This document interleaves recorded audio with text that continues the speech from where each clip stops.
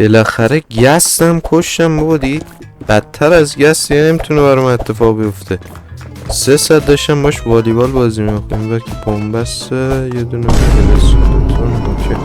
دوتا شدن. یا خدا آروم جدا اعصابم خورد شده. یه دونه دایمنت پیدا نکردم. این همه گشتم بابا خسته شد. بنازم بالاخره دایمنت. بالاخره 4 تا پسر. بکن هیچی بهتر حداقل بود پیدا کنیم.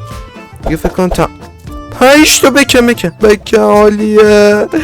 اینا آخری حاجی عجیبه. 20 دقیقه است دارم اینجا میگردم یه دونه واردنم اسپان نشده. بکنم داشتی رو ترسیدم بابا.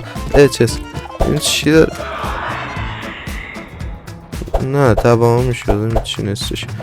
اوه چه لوتی داره دایمند. 2 تا گلدن اپل عالی. بیا دیسکو میخوام. اینم اوکی حل دیگه. مثلا بالاخره بعد این همه گشتن یه دونه تمپل پیدا کردم. دستم درد گرفت انقدر دار رفتم. طبق روال همیشه اینجا رو میکنیم میریم پایین.